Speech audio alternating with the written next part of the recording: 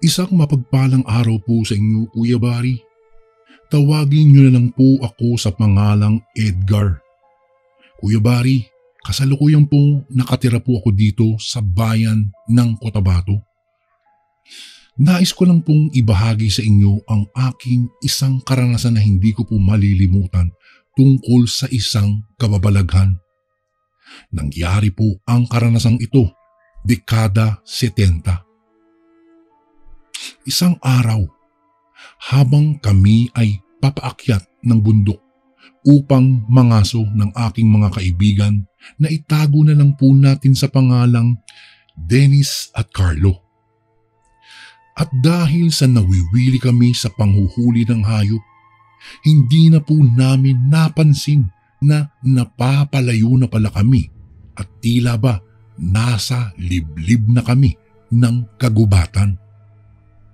Maya-maya pa ay nakahuli na naman kami ng iba't ibang uri na makakain na mga hayop.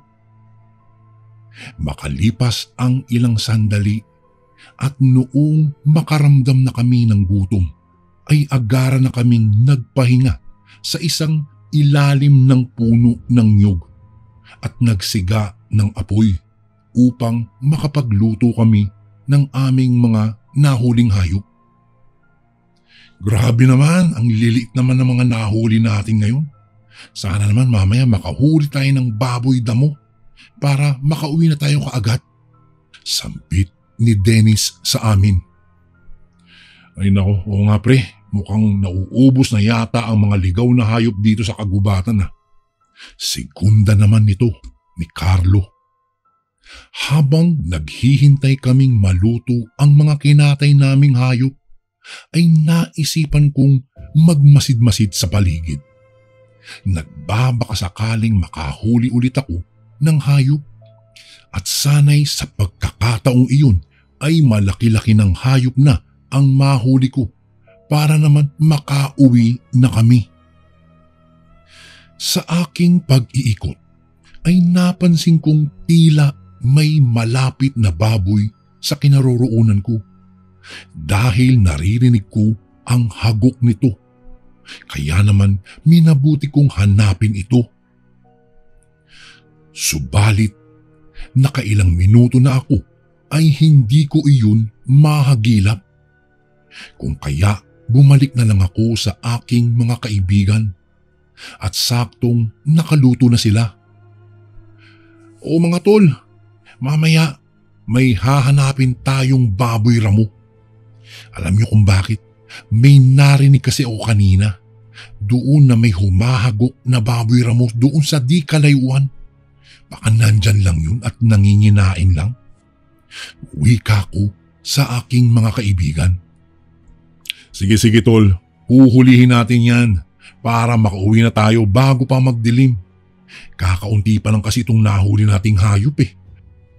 Tugon naman ni Dennis. Ay, saktong-sakto yan pare. Para naman malaki-laki na ang maiuwi natin. Segunda naman ito ni Carlo. Habang kumakain kami, napansin namin na papalapit ng papalapit ang naririnig kong hagok ng baboy ramo. Kung kaya't kinuha namin agad ang aming mga sibat upang kung sakaling dadaan ito sa malapit sa amin ay agad namin itong sisibating. Kaya nakiramdam muna kami hanggang sa tumigil na lang bigla ang paghagok nito. Kaya naisip namin na tila lumayo na ito at nagpatuloy na lang ulit kami sa aming pagkain. Matapos kaming kumain, ay sinubukan na naming hanapin ang baboy ramo.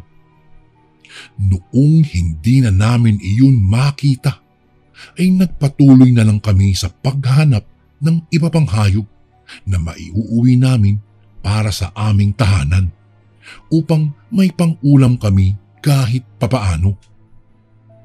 Makalipas lang ang ilang oras at dahil sa kakalakad namin ay inabutan na kami ng gabi sa kagubatan. Naku mga pare ko, magpahinga na muna tayo. Nananakit ng mga binti ko eh. Isa pa, tingnan mo gumagabi na. Saad ko sa kanila. O nga tol, mabuti pa nga. Dito na lang tayo muna magpalipas ng gabi. Kasi hindi na natin alam kung ano pa ang mangyayari sa atin kung magpapatuloy pa tayo sa paglalakad palabas ng gubat. Wika naman ni Carlo. Tama mga tol. Pero teka lang sandali lang, magpapadingas lang ako. Wika ko sa kanila. Kaagad naman kaming naghanap ng mga lumang kahoy upang magamit namin sa gabi. Dahil sa madilim na nga, ang buong paligid ay tanging sinag lang ng apoy ang aming nakikita. Makalipas lang ang ilang oras at lumalim ang gabi, ay unti-unti kaming nakakarinig ng ingay na animoy may malapit na kabahayan sa aming kinaroroonan. Dahil sa hindi ko na maatim ang ingay, ay napagpasyahan namin na hanapin iyon. Gumawa na rin kami ng sulo para may pang-ilaw kami sa aming daraanan. Sa kakahanap namin ay napadpad kami sa parabang isang tribo na nababalutan ng kadiliman. Tanging ilaw lang ng mga apoy ang aming nakikita. Habang pinagmamasdan namin ang mga bahay na gawa sa mga anahaw, ay may mga nakikita kaming mga taong nagkakasiyahan at nagtatawanan habang pinalilibutan ang apoy. Naku tol, tingnan mo. Parang delikado Umalis na kaya tayo dito? Wika ko sa dalawa. Oo nga pre. Bumalik na lang tayo sa kinaroroonan natin kanina. Baka masasamang tao ang mga yan. Bulong sa akin ni Carlo. Habang itong si Dennis ay hindi naman nagsasalita at tahimik lang. Wala itong ginawa kung hindi ang magmasid lang sa mga taong nagkakasiyahan. Dahil sa hindi pa nakontento itong si Dennis, ay lumapit pa talaga ito ng bahagya. Kaagad naming siyang sinundan at inaya ng bumalik. Pre, umalis na tayo dito. Wika ko sa dalawa. Teka, sandali. Nakikita niyo ba yung tingnan niyo, yung nakasako malapit doon sa nagbabagang apoy? Tanong niya sa amin. Oo pre, bakit? Anong meron doon sa sakong yun? Tanong naman ni Carlo kay Dennis. Akmang sasagot na sana ang kaibigan ko. Subalit natigilan ito dahil isang matandang lalaki ang biglang nagsalita sa aming likuran. Anong ginagawa niyo rito? Wika ng matanda sa amin. Dahil sa nagulat kaming tatlo, kung kaya ni isa sa amin ay walang nakasagot sa matanda. At muling nagsalita ito. Uulitin ko, ano ang ginagawa niyo dito sa aming lungga? At bakit nakamasid kayo dito? Ramdam na ramdam namin ang galit sa boses ng matanda. Kaya naman ay naglakas loob na akong magsalita. Manong, nangangaso lang po kami dito. Kaso po ay siguro po naligaw lang po kami at inabot po kami ng gabi dito. Utal-utal na sagot ko sa matanda. Ganun ba? Alam niyo bang pinagbabawal ang magmasid sa lugar na ito dahil sa ginawa niyo ay dito na kayo mamamatay. Akmang hahawakan na kami ng matanda, kung kaya agara na kaming kumaripas ng takbo. Nakarinig na rin ako ng sunod-sunod na huni ng wakwak, angil ng aso at malakas na pagpagaspas ng pakpak. Halos mabaliw na ako sa kakatakbo at walang makita sa daanan pagkat napakadilim na. Sakto namang nakasunod pala sa akin itong si Carlo at hindi pala nito binitiwan ang sulo na aming ginawa. Habang nananakbo kami ay tinanong ko si Carlo kung nakasunod ba sa amin si Dennis. Naku pare, hindi ko alam. Nung nagtakbuhan tayo, hindi ko alam, basta tumakbo na lang ako. Ikaw lang yung nakita ko pare, kaya kaagad akong sumunod sa iyo. Pero si Dennis pare, hindi ko na napansin kung saan tumakbo. Dahil sa sulo na dala ni Carlo, ay pinakiramdaman namin kung nasundan kami. Kaya naisipan kong ipatapon kay Carlo ang sulo. Carlo, itapon mo yung sulo na yan. Pasigaw kong utos sa kanya. Ha? Bakit? Paano natin makikita ang dadaanan natin kung itatapon ko ito? Tanong niya sa akin. Basta, itapon mo na. Sumunod ka na lang sa akin. Napansin ko namang kaagad itinapon ni Carlo ang sulo at nakasunod lang ito sa akin. Makalipas lang ang ilang sandali ay nakatakas na kami sa humahabol sa amin. Naku, nasan kaya si Dennis? Baka hindi na yung makauwi ah. Anong sasabihin natin sa mga magulang niya? Pag-aalalang tanong ni Carlo. Naku pare, sa totoo lang di ko alam. Kabadong sagot ko. Maya-maya pa ay narinig namin ang isang sigaw na pamilyar sa amin. Kaya't napahinto kaming dalawa ni Carlo at lumingon sa aming likuran. Huwag kayong hihinto, Edgar! Carlo, bilisan niyong tumakbo. Huwag kayong magpapahuli. Sino yun? Teka, si Dennis yun, Edgar. Wika sa akin ni Carlo. Sandali kaming nagkubli at naghintay. Hinintay namin ang pagdaan ni Dennis. Noong maaninaga na namin ito, ay mabilis ko nang hinatak at mabilis na kaming kumaripas ng takbo. Dahil sa kakatakbo namin ay nakaramdam na ako ng panghihina. Kaya naman ay huminto muna kami sa pagtakbo. At sakto naman ay sa putikan ang aming nahintuan. Kaya kumuha kaagad ako ng putik para ipahid sa buong katawan namin. Sandali Edgar, anong ginagawa mo? Tanong ni Dennis sa akin. Basta, magpahid ka rin ng putik sa buong katawan mo para hindi tayo maamoy ng humahabol sa atin. Matapos kaming maglagay ng putik, ay minabuti namin na manatili na lang doon sa lugar na iyon upang hindi kami masundan ng mga humahabol sa amin. Maya-maya pa'y habang nakakubli kami ay may narinig na kaming mga angil ng hayop. Tila ay may inaamoy iyon sa paligid. At dahil sa takot ko ay pumikit na lang ako.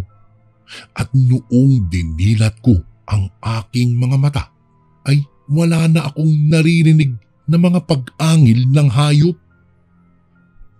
Noong makumpirma naming wala na ang mga humahabol sa aming mga tao o sa tingin namin ay mga aswang, ay nilisan na namin ang kagubatan at umuwi na kami sa aming mga tahanan. Makalipas lang ang mahigit 1 oras ay napansin namin na malapit na kami sa aming mga tahanan. Minabuti na muna naming dumaan sa mga sapa upang makapaghugas ng katawan. Matapos naming maghugas ay napag-usapan naming ilihim na lang ang aming nasaksihan doon sa liblib na kagubatan na napuntahan namin. Tama tol, mas mabuti pa nga na huwag na natin paalam. Baka kasi pag nalaman yun ng mga kababaryo natin, may magtangkang pumunta doon sa lungga ng mga aswang. Baka mapahamak lang sila at hindi na sila makalabas doon. Tugon sa akin ni Dennis. Habang naglalakad na kami sa baryo namin, ay hindi ko maiwasang maluha dahil sa muntik na kaming mamatay. Ang buong akala ko talaga'y katapusan na namin kanina. Matapos nga ang pangyayaring iyon, Kuya Bari, ay ilang linggo na kaming na-trauma at ilang araw ko ring napapanaginipan ang nangyari sa amin. Ngunit lumipas ang panahon ay unti-unti ko nang nalimutan ang lahat ng nangyari sa aming magkakaibigan. Kaya simula po noon ay hindi na ako nagtangkapang mga sumuli. Sa halip ay nanguha na lang ako ng isda at iba pang mga lamang tubig na pwedeng maiulam. Kuya Bari, hanggang dito na lang po ang aking kwento. Maraming salamat po. Lubos na gumagalang, Edgar.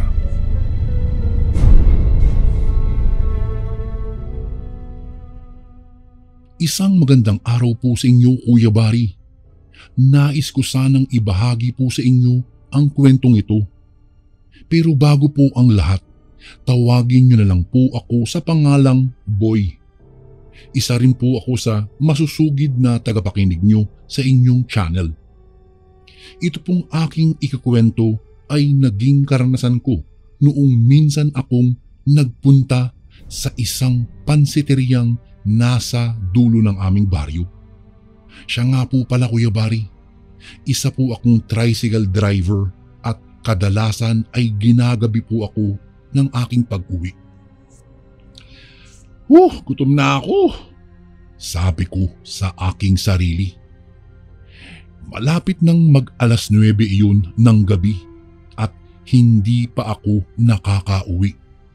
Marami kasi ang pasahero noong mga sandaling iyon, kaya naisip kong sayang naman kung hahayaan ko ang ganoong pagkakataon.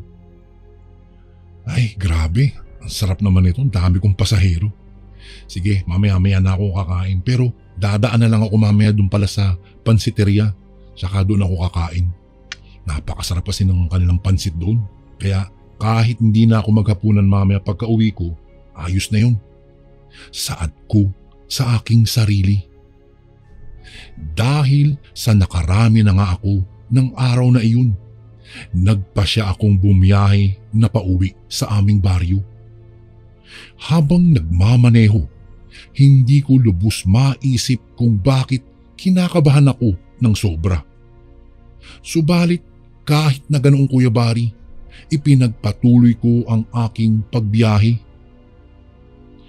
Ay, sana bukas pa yung pansiteria at meron pa silang pansit doon. Saad ko sa aking sarili.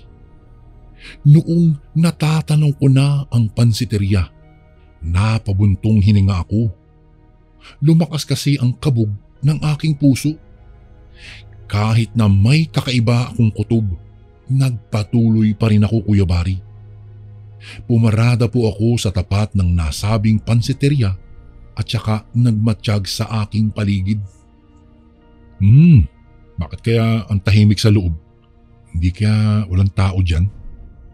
Nagpalinga-linga ako at napailing na lang noong makita kong may ilaw pa naman sa loob. Papasok na sana ako sa pansiteria nung matanto kong nakasara ang pintuan sa harap. At dahil doon, naisipan kong pumunta doon sa likuran na pinto at saka binala kong doon ako tumawag. Pagkadating ko doon, agad akong tumawag. Tao po! Tao po! Tawag ko subalit walang sumasagot. Aalis na sana ako noon nang makarinig ako ng isang kalabog sa loob ng kusina nila. Dulot ng aking pagkakuryoso, naghanap ako ng siwang kung saan pwede akong sumilip. Nang makahanap na nga ako, agad akong sumilip doon. Ilang segundo akong natulala habang nakamasid sa loob. Walang ano-ano. Nakita ko ang dalawang babae roon na may kung anong hinihiwa. Ay, ano kaya yan? Mukhang hindi naman pansit yan ah. Sabi ko sa aking sarili. Namulagat na lang ang aking mga mata noong makita ko ang isang batya kung saan nila inilalagay ang kanilang hinihiwa. Ano yan? Mukhang hindi naman pansit yan ah. At saka hindi naman yan karne ng baboy. Wika ko ulit sa aking sarili.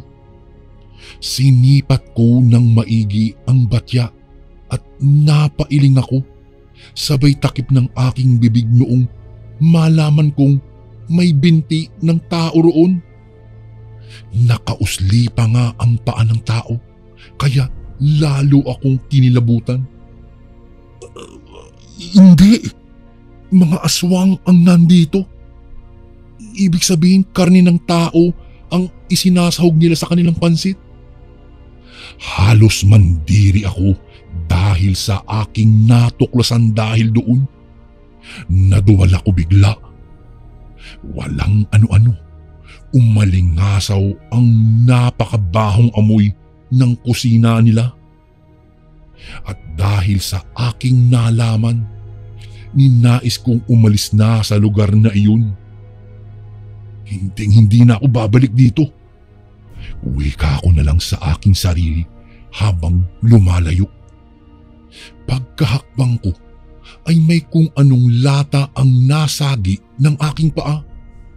At sa kadahilanang iyon, gumawa iyon ng ingay. At saka natisod ako. Patay! Ang sambit ko. Dali-dali akong naglakad, ngunit agad din akong natigilan at saka napatago noong marinig kong bumukas ang pinto doon. Sino yan? May tao ba riyan? Boses ng isang babae. Napatitig ako sa bahagi ng pinto at nakita kong mayroong nakatayo roon. Isang babaeng nakabuhaghag ang buhok. Dilat na dilat ang kanyang mga namumulang mga mata at walang tigil ang kanyang paglalaway. Sino yan? Muli niyang tanong. Kinabahan na nga ako, Kuya Bari, ng mga oras na iyon. Alam ko sa isang maling galaw ko lang ay mahuhuli nila ako. Walang ano-ano. Lumabas na rin ang isang babae at kagayang-kagaya ng nauna ang kanyang itsura. Alam kong sila ang may-ari ng pansiteria, ngunit ibang-iba na sila. Alam naming nariyan ka lang sa paligid. Naaamoy ka namin. Sigaw ng isa sa kanila. Biglang nangatog ang aking tuhod ng mga panahong iyon. Hindi ko alam ang aking gagawin, Kuya Bari. Mas lalo na lamang akong nataranta noong makita kong naglalakad sila habang nagpapalinga-linga. Naku, kailangan ko lang makaalis sa lugar na ito. Saad ko sa aking sarili. Nag-abang ako ng tamang oras, subalit laking gulat ko na lang noong makarinig ako ng garalgal na boses sa bandang likuran ko. Ikaw, anong ginagawa mo riyan? Lalo pang lumakas ang kabog ng aking puso. Dahan-dahan akong napalingon at napalunok ako ng aking laway nang makakita ako ng isang itim na nilalang na nasa likuran ko lang. Nagbabaga ang kanilang mga mata at parang baboy ang kanilang mukha. Halika! Hinila nila ako mula sa aking pinagtataguan. Kahit na nagpupumiglas ako ay hindi ko magawa ang makaalpas sa kanila, Kuya Bari. Doble kasi ang lakas nila kumpara sa aking lakas. Dinala nila ako sa loob ng kusina ng pansiteria at pagkapasok ko roon, agad akong nakalanghap ng nakakasulasok na amoy. Parang mula iyon sa nabubulok na laman at saka ng dugo ng tao. Magmamatsyag ka sa aming pansiteria. Pagkatapos isusumbong mo kami? Iyan ang hindi namin papayagan. Sigaw ng isang babaeng tila isang aswang. Bago ko po ipagpatuloy ang kwentong ito ay may request sana ako sa iyo, kasundo. Isang pindot lang ito, kasundo, sa subscribe button namin. Malaking tulong po ito sa amin, kasundo, upang mapagpatuloy pa namin ang mas marami pang magagandang kwento. Salamat sa pag-subscribe mo, bagong kasundo. Ikaw ang isasahog namin sa aming pansit. Pagkawika ng isang aswang noon, napatawa naman ang isa. Kumuha sila ng isang malaking patalim at saka ipinakita iyon sa akin. Ito ang bagay sa mga kagaya mo. Noong mga panahong iyon, inilagay nila ako sa isang silid. Kung mabaho ang kanilang kusina, ay halos doble pa ang kanyang amoy doon sa silid na iyon. May mga kasama ako roon. Isang batang babae. Hindi siya nakakapagsalita dahil may busal ang kanyang bibig. May tali rin siya sa kanyang paa at kamay. Anong ginagawa mo rito? Kailangan nating makatakas dito. Napaungo lang ang batang babae bilang tugon sa akin at saka napaluha. Walang ano-ano. Muling pumasok ang dalawang babae. Kinuha nila ang bata at saka napahagikik pa. Saan niyo dadalhin yan? Tanong ko sa kanila. Napalingon ng isang babae sa akin. Ngumisi siya at saka nagwika. Huwag kang maging atat. Malalaman mo rin kung saan namin ito dadalhin o kung ano man ang aming gagawin sa kanya. Kasi ito rin ang magiging kapalaran mo. Wika niya sa akin. Bigla akong natahimik ng mga panahong iyon. Noong wala na sila, nagpalinga-linga ako sa aking paligid at saka naghanap ng pwede kong matatakasan. Kailangan kong makatakas sa lugar na ito. Ilang sandali pa, nakarinig ako ng isang hiyaw ng bata. Tinatawag noon ang kanyang ina at saka nagmamakaawa sa dalawang babaeng aswang. Pagkalipas ng ilang sandali, natahimik na ang bata. Ang ingay ng pag-iyak sa kusina ay napalitan ng ingay ng pagtataga.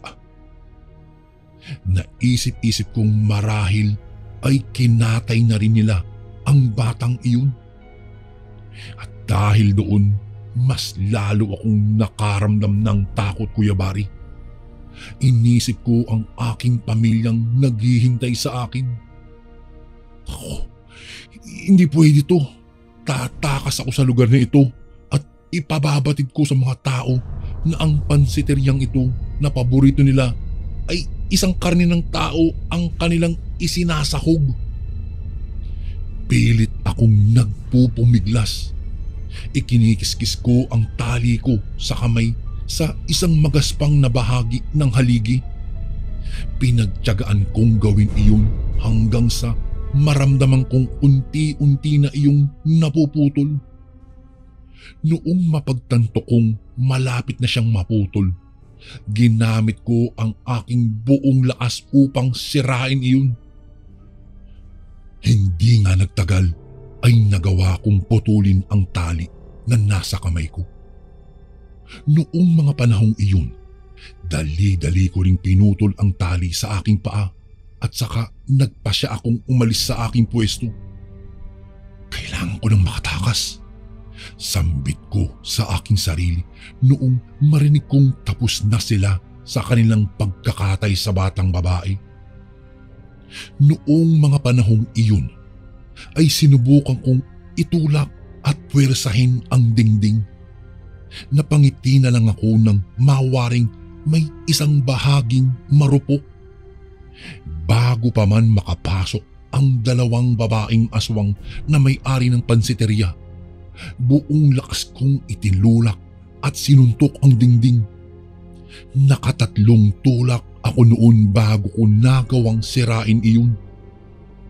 Dahil sa biglaang pagkasira noon, nakagawa ako ng ingay. Narinig ko pang tila nataranta ang dalawang aswang na iyon, kaya mabilis akong lumabas sa bahaging wala ng dingding. Hindi na nila ako dapat maabutan dahil baka gawin din nila sa akin ang ginawa nila sa batang iyon. Sabi ko na lang sa aking sarili. Dali-dali akong tumakbo hanggang sa nakita ko ang pintuan sa likuran patungo kung saan naroroon ang aking tricycle. Pagkadating ko sa aking tricycle ay pinaharurot ko kaagad ang aking tricycle patungo sa aming baryo. Magkahalong kilabot at kaba ang aking nararamdaman ng mga oras na iyon, Kuya Bari. Hindi ko alam kung ano ang aking naranasan. Hindi ako makapaniwala na mga aswang ang mga may-ari ng pansiteryang iyon. Dahil sa takot na aking nararamdaman ay hindi na ako lumingon pa sa pansiteryang iyon. Pagkadating ko sa aming bahay, nagtaka ang aking asawa dahil sobrang lansa ng aking amoy at putlang-putla ako. Hindi kaagad ako nakasagot at nakapagsalita dahil sa takot na aking nararamdaman. Noong nahimasmasa na ako, doon ko ikinuwento ang lahat. Alam mo bang mga aswang ang may-ari ng pansiteryang iyon?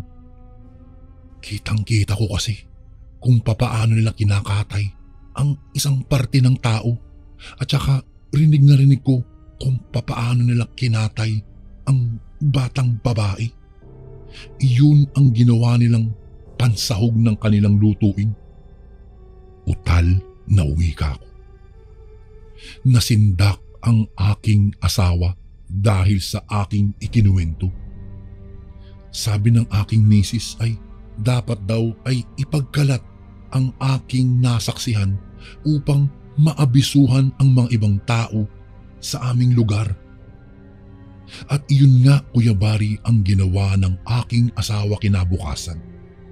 Subalit, noong sugurin ng mga tao ang nasabing pansiteria, ay wala ng tao doon.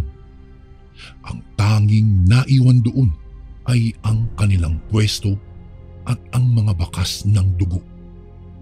Nawari ng mga tao na hindi ako nagsisinungaling, Kuya Bari, dahil may mga damit pa nga roon ng mga tao na pinaghihinalaang pagmamay-ari ng mga nabiktima ng mga aswang doon sa pansiteria.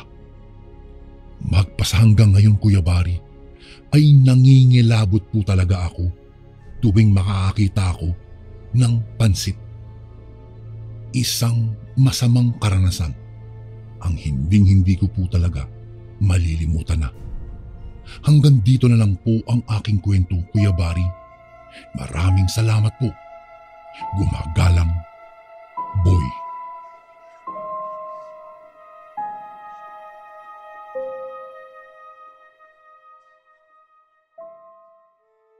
Mapagpalang araw po sa inyo, Kuya Bari. Tawagin mo na lang po ako sa pangalang Jerome. Nakatira dito sa baryo ng Samar.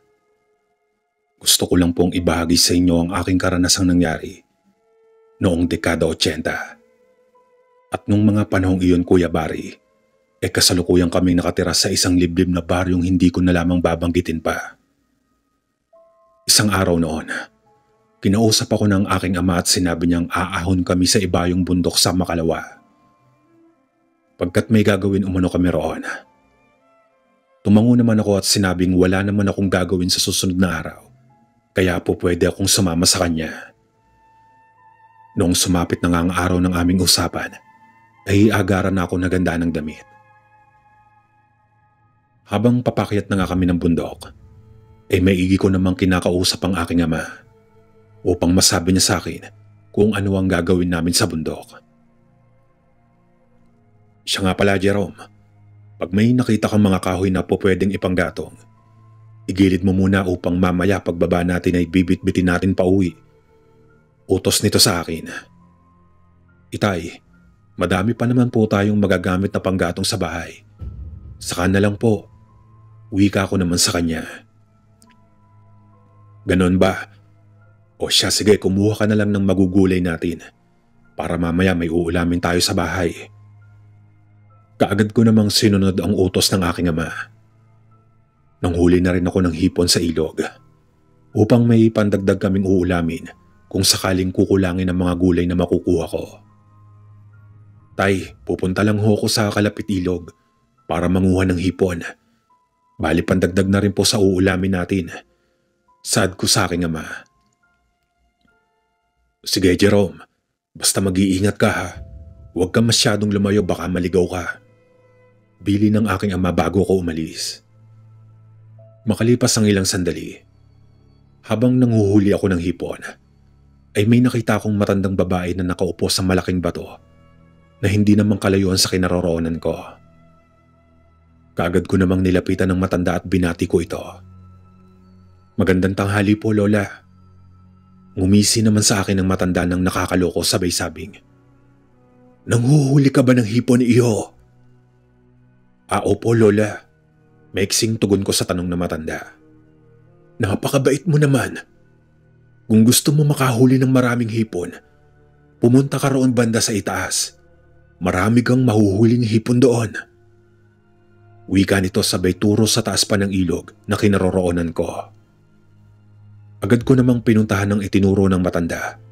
At tama nga ang sinabi nito sa akin. Madami akong nakitang hipon na nagkukumpulan.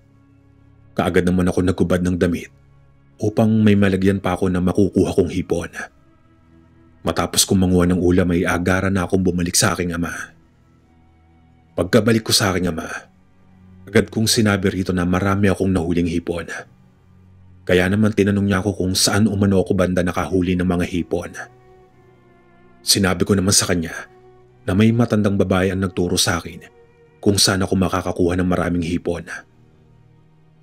Tinanong niya naman ako kung nagpasalamat ba umano ako sa matanda. Pero sinabi ko sa kanyang hindi ko na nagawang magpasalamat. Dahil sa noong bumalik na ako sa dinaraanan ko, ay wala na iyong matandang nakita kong nakaupo sa may bato. Baka umalis na po, tay, kaya hindi ko na nakita kanina pagbalik ko. Wika ko sa aking ama. Tumango naman ang aking ama at sinabing baka umalis na ito. Ilang minuto pa ang lumipas ay nag-aya ng umuwi ang aking ama. Kaya naman nag-umpisa na kami maglakad pababa ng bundok. Habang naglalakad kami pababa, ay nagmamadali na kami maglakad sapagkat malapit nang lumubog ang araw noon at sasakupin na ng kadiliman ng buong paligid. Hanggang sa narinig kong sinabihan ako ng aking ama na huwag akong lalayo sa kanya. Nang sa ganon ay hindi ako mawala at magbadali na umano kami maglakad pababa. Lumipas lang ang ilang sandali ay nakarating na kami sa baryo. Kung kaya naglakad pa kami ng ilang minuto bago makarating sa bahay. Pagkarating namin sa bahay ay saktong nakaluto na ng kanin ng aking ina noon. Kung kaya agaran ko namang inabot ang bitbit kong hipon. Kaagad namang inasikaso at niluto iyon ng aking ina. Habang ako naman ay pumasok na sa kwarto para magbihis ng damit. Nang matapos na akong magugas ng katawan, ay agad naman ako nagbihis upang makapaghapunan na. Matapos kong gawin iyon ay agaran na akong lumabas ng kwarto at nag-umpisa na kaming kumain. Nang matapos na nga kaming kumain, Kuya Barry, ay napagpasyan kong tumambay muna sa labas ng aming bahay. Habang nakaupo ako ay lumapit ang aking ama at umupo ito sa tabi ko. Jerome, matulog ka na't bukas pupunta tayo sa unahan ng bundok na pinuntahan natin kanina. Wika ng aking ama. Tumango naman ako at pumasok na sa loob ng bahay. Kinabukasan nga ay maaga akong nagising upang mapaghandaan ang pag-alis namin ng aking ama. Pagkalabas nito sa kwarto, ay nagtanong kaagad ito kung nakapaghanda na ba ako sa mga bibit-bitin namin. Tumango naman ako at sinabing kanina pa ako nakapaghanda. Mabuti naman kung ganoon. O siya, paano? Tara na, umalis na tayo. Yaya niya sa akin. Agaran naman ako nagpaalam sa aking ina pagkalabas namin ng bahay. Mag-iingat kayo anak ha. Huwag na huwag kang hihiwalay sa ama mo. Bili ng aking ina. Opo, Nay. Nang madako na kami sa bundok na pupuntahan namin, ay naramdaman kong kakaiba na ang simoy ng hangin at may naaamoy na akong mabahot malansa. Naanimoy amoy dugong nabuburot amoy patay na hayop. Jerome, huwag kang lalayo sa akin ha kapag naroon na tayo. May ihahatid lang ako roon. Wika ng aking ama. Tahimik lang akong tumango at sumunod sa aking ama.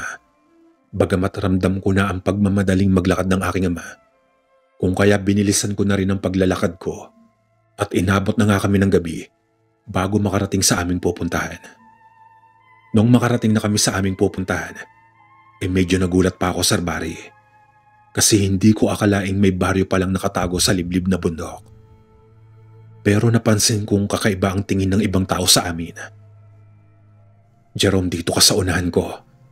Dumiretso ka na lang sa dulong bahay. Utos sa akin ng aking ama. Nang makarating na nga kami sa dulong bahay ay kaagad namang may sumalubong sa aming isang lalaki. Pasok, huwag nang lilingon pa. Utos ng matandang lalaki. Pagkapasok namin sa bahay ng matanda, ay sinabi ng aking ama na maupo na muna ako at mag-uusap lamang sila ng matanda. Agad naman akong iniwan ng aking ama at tumungo ito sa likod bahay. Maya-maya pa ay nakabalik na nga ang aking ama. Anak, sasama ka ba sa akin o magpapaiwan ka na lang dito? May kukunin lang ako doon sa unahan sandali. Bungad na tanong ng aking ama. Sasama ho ako, tay. Kinakabahan kong sagot at agaran ng lumapit sa aking ama. Habang naglalakad na kami ay nagulat ako dahil sa biglang may humawak sa akin mula sa likuran at sinubukang hablutin patungo sa masukal na gubat. Tay, tulong! Tay, tulong! Paghingi ko ng tulong sa aking ama. Agad naman akong nakita ng aking ama habang kinakagat ng isang mabangis na asong may mga nagbabagang mata ang laylayan ng short ko. Demonyo kang aswang ka! Bitiwan mo yung anak ko! Sigaw ng aking ama at agarang sinunggaban ng nilalang. Nang maabutan niya ang aswang, ay kaagad niya naman itong tinaga sa likod at humiyaw iyon ng napakalakas na naging dahilan upang maluha ako sa takot. Kasabay ng hiyaw ay nagpagulong-gulong naman ito sa damuhan, dahilan upang hindi na ito makita ng aking ama. Kaagad naman akong binuhat ng aking ama at patakbong bumalik sa bahay na pinuntahan namin kanina. Nang makabalik na kami, ay agad namang ginamot ang mga sugat kong natamo mula sa pagkakahatak sa akin ng aswang. At doon nga ay nalaman kong albularyo pala iyong matandang pinuntahan namin. Tay, umuwi na po tayo. Pag-aaya akong wika sa aking ama. Hindi pa pwede, anak. Mahirap umuwi ngayon lalo't madilim na sa labas. Tugon niya naman sa akin. Maya-maya pa ay may kumatok ng mga kalalakihan sa bahay na aming kinaroroonan. Agad naman itong pinagbuksan ng pinto ng matanda at hinarap ang mga tao sa labas. Anong nangyari sa bisita mo, tatang? Nanlilisik ang mga matang tanong ng lalaki sa labas. Yung anak ko, hinablot ng aswang kanina doon sa liblib na lugar.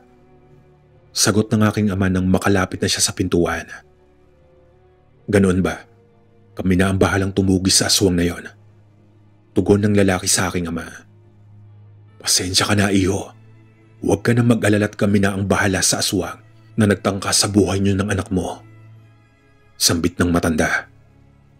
Kinabukasan nga'y pagsikat pa lang ng araw, ay agaran na kaming umuwi ng aking ama upang hindi kami abutan ng dilim sa pag-uwi.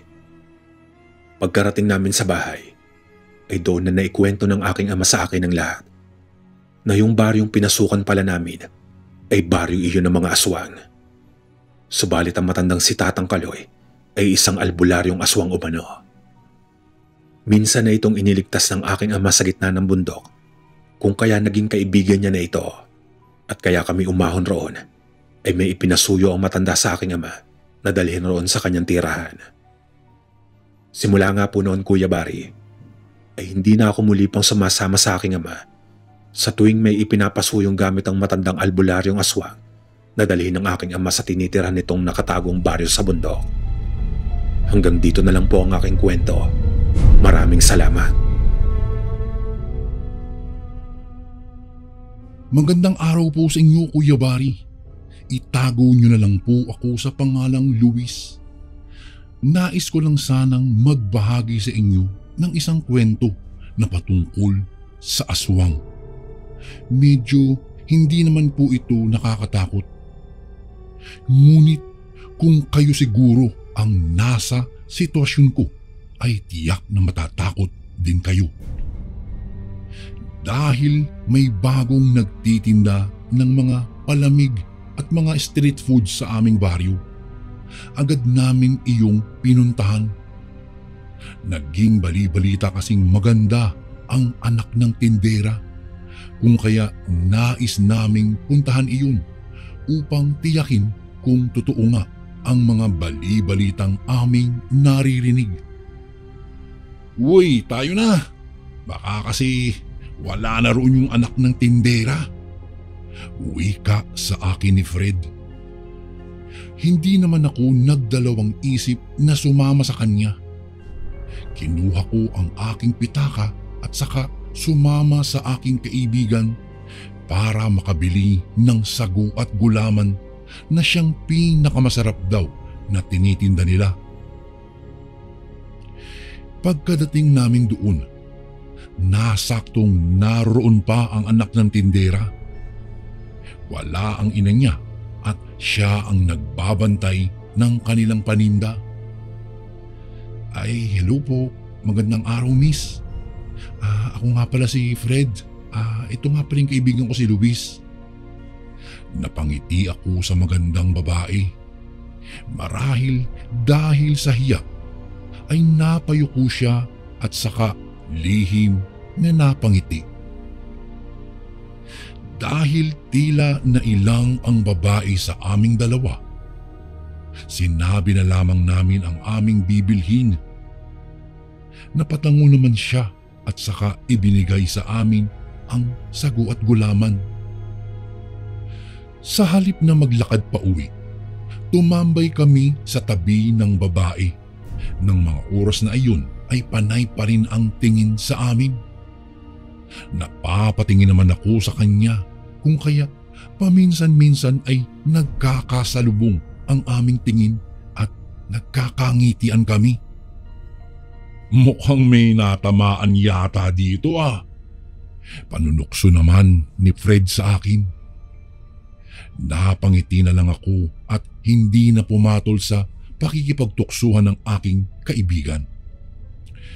Alam ko kasing kapag napiko nito, marahil ay sasabihin nito sa babae na tinamaan ako sa kanya.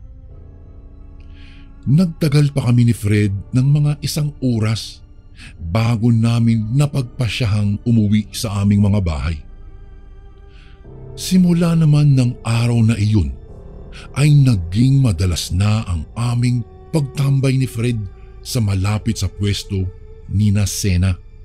Si Sena ang nagtitinda ng sago at gulaman. Malimit na rin kaming bumibili ng sago at gulaman na ibinebenta nila dahil talagang masarap ito. Madalas kaming nakikipagkwentuhan dito at naging magkaibigan na rin kaming tatlo. Hindi maipagkakailang mabait na babae si Sena. Dahil nga sa madalas naming pagtambay roon ay aaminin kong tila nahulog na nga ang aking loob kay Sena. Hanggang sa hindi na ako nakapagpigil pa, Kuya Bari, ay umamin na nga ako sa kanya. Tinutokso-tokso naman ako ni Fred dahil doon. Sena, alam mo, gusto kita. May tatanong sana ako eh. Kung di ka sana magagalit, no? Maaari ba kitang ligawan? Tanong ko pa kay Sena na noon ay pinipigilan ang kanyang pagngiti. Noong una ay hindi ito nagsalita, kung kaya nalungkot ako dahil naisip kong baka hindi ako nito gusto at ayaw nitong ligawan ko siya. Subalit makalipas lang ang ilang sandali ay nagwika ito. Luis, gusto rin kita. Oo, payag ako na manligaw ka sa akin. Iyon ang naging tugon niya sa akin, kung kaya labis na saya ang naramdaman ko. Dahil nga sa pagpayag nito na ligawan ko siya, ay hindi ako nag-aksaya pa ng aking panahon. Halos araw-araw ay kasama ko siya dahil sa aking pagtambay at sa pagtulong sa kanya sa kanilang paninda. Minsan pa nga, kahit gabi na ay pinupuntahan ko pa rin siya dahil alam kong hindi pa siya nakakauwi sa kanilang bahay. Gabi na kasi kung umuwi sa kanilang bahay si Sena dahil marami pa ang bumibili sa kanila at sayang naman kung maaga siyang uuwi kapag ganoon. Hanggang sa isang gabi, inaya sana ako ni Fred na pumunta sa kanilang bahay para matulog doon. Kaarawan kasi ng kanyang ama, kung kaya inimbita ako nito. Subalit dahil nais kong makatulong kay Sena sa kanyang pagtitinda, ay tinanggihan ko ang kaibigan ko si Fred sa kanyang paanyaya sa akin. Naku Fred, pasensya ka na. Hindi kasi ako pwede ngayon eh. Dahil tutulungan ko si Sena sa pagtitinda niya. Saad ko kay Fred. Napatango naman ang aking kaibigan sa akin. Okay lang. Ayos lang yun pre. O sige, basta mag-iingat ka ha. Huwag kang masyadong mahulog dyan kay Sena at baka malalim ang bagsak mo dyan sa susunod. Patawa-tawang wika pa ni Fred sa akin. Napailing na lang ako habang napapangiti dahil alam kong tinutokso na naman ako nito. Nagpaalam na lang ako sa kanya at dumiretso na kay Sena upang tumulong doon. Noong makarating na ako sa pwesto ng tindahan ni Sena, ay nakita ko kaagad siya na abala sa pag-aasikaso ng mga bumibili sa kanya. Napangiti kaagad ako at dali-daling lumapit upang tulungan siya. Noong maayos na at wala na ang mga tao, ay naupo na muna kaming dalawa. Habang nagpapahinga ay minabuti na muna namin ang magkwentuhan. Makalipas ang 20 minutong pagkwekwentuhan ay mayroong bumili ng sagu at gulaman. Dahil doon ay inasikaso iyon ni Sena. Nang matapos ay kumuha siya ng isang baso na nilagyan niya ng sagu at gulaman. Nagtaka naman ako kung ano ang gagawin niya roon, subalit hinayaan ko lang siya. Napayuko naman ako at inayos ang aking pantalon dahil natupi ito sa pinakadulo. Nang umangat ako ng aking tingin ay napatingin ako kay Sena. Hindi ko alam kung ano ang ginagawa niya sa hawak niyang sagu at gulaman. Subalit kitang-kita ko na tila nilawayan niya ito. Napalihis na lang ako ng tingin nang mapalingon siya sa akin. Nang mga sandaling iyon, aaminin kong nakaramdam ako ng kaba at pagdududa kay Sena. Hindi ko alam, ngunit pakiramdam ko ay may itinatago siya sa akin na may masamang gagawin sa akin ng mga sandaling iyon. Bago ko po ipagpatuloy ang kwentong ito ay may request sana ako sa iyo kasundo. Isang pindot lang ito kasundo sa subscribe button namin. Malaking tulong po ito sa amin kasundo upang mapagpatuloy pa namin ang mas marami pang magagandang kwento. Salamat sa pag-subscribe mo, bagong kasundo. Noong papalapit na siya sa akin ay napapailing na lang ako dahil sa aking naiisip ng gabing iyon. Noong makalapit sa akin si Sena ay iniabot nito sa akin ang hawak niyang sago at gulaman. Wala naman akong nagawa kung hindi ang tanggapin iyon. "Oh, inumin mo ito. Para sa iyo yan. Pasasalamat dahil sa pagtulong mo sa akin sa araw-araw." Nakangiting wika nito sa akin. Talaga? Sa akin ba talaga ito? Sige, maraming salamat. Iyon na lang ang aking naging tugon. Nakatingin lang siya sa akin ng mga oras na iyon. Hindi ko naman alam ang aking gagawin. Pinipigilan ako ng aking isipan na inumin ang ibinigay nito sa akin dahil din sa nakita kong ginawa niya. Akmang iinumin ko na sana noon ang ibinigay nito. Subalit dahil sa pagdadalawang isip ay hindi ko inaasahang matatapon ko iyon. Napatingin naman ako kay Sena at humingi ng tawad dahil sa nangyari. Ayos lang naman daw iyon sa kanya. Ngunit akmang bibigyan sana niya ako ulit ay tumanggi na ako. At nung mga oras na iyon ay nagpaalam na ako sa kanya na uuwi ako. Wala naman siyang nagawa kung hindi ang hayaan ako sa aking kagustuhan. Dahil sa nangyari sa aking kuyabari ng gabing iyon, ilang araw akong hindi pumunta at tumulong kay Sena. Hindi ko alam pero pakiramdam ko ay may masama siyang balak sa akin ng gabing iyon dahil sa nakita kong ginawa niya. Kahit pilit ko mang iwaksi sa aking isipan ay hindi ko magawa na limutin ito. Hanggang sa isang gabi, dahil sa nakukonsensya na rin ako sa hindi ko pagpapakita sa kanya, ay nagpasya akong pumunta sa tindahan nila. Nung marating ko iyon ay laking gulat ko nang makitang walang nagbabantay sa tindahan nila Sena. Lumapit ako rito upang tiyakin kung wala ngang tao. At tama nga ako dahil wala siya roon. Ilang sandali pa ay nakarinig ako ng ingay mula sa isang madilim na parte.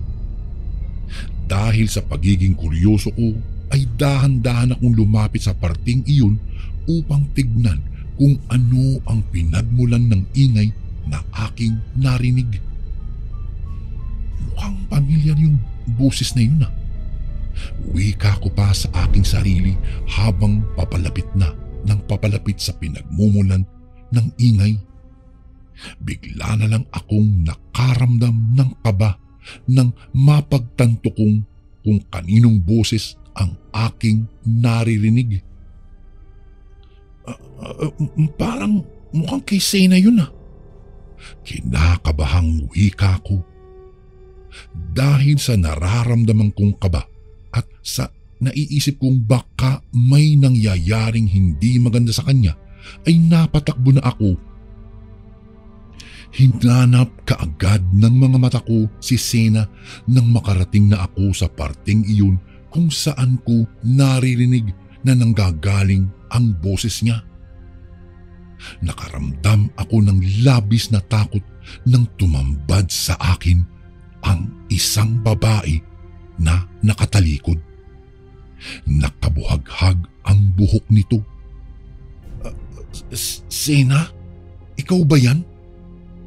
Mababakas ang takot sa aking boses ng mga oras na iyon. Dumagdag pa sa aking nararamdaman nang bigla na lang dumapa ang nasabing babae.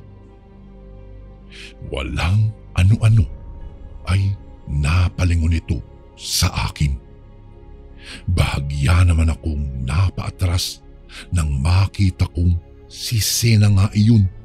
Subalit tila namumula ang kanyang mga mata at animoy naglalaway. Dahan-dahan akong napapaatras, lalo na nang dahan-dahan itong gumagapang papalapit sa akin.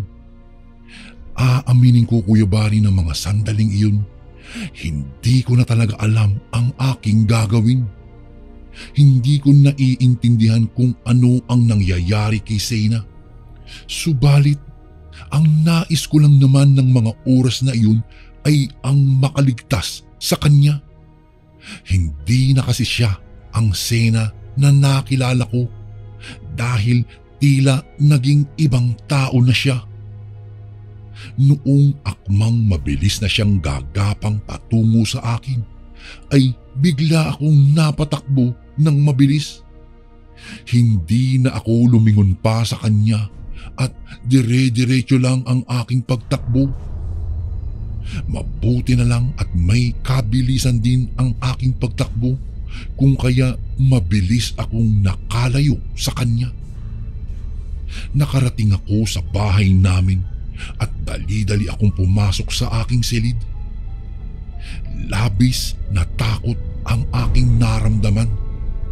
Gulong-gulo talaga ang aking isip at hindi ko maintindihan kung ano ang nangyari kay Sena. Maraming katanungan ang aking naisip. Hindi kaya aswang ang pamilya nila? Bakit niya nilawayan ang sago at gulaman? Iyan ang mga katanungang hanggang sa ngayon ay hindi ko po masagot. Noong magkita kami ni Fred ay ikinuwento ko sa kanya ang nangyari. Maski ang kaibigan ko si Fred ay gulong-gulo at hindi makapaniwala sa aking nasaksihan.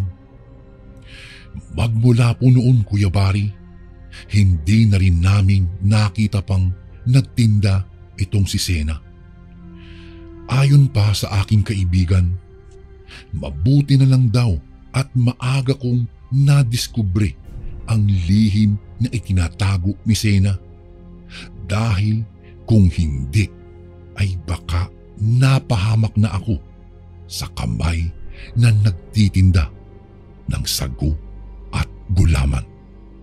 Hanggang dito na lang po ang aking kwento, Kuya Bari. Maraming salamat po. Gumagalang, Luis.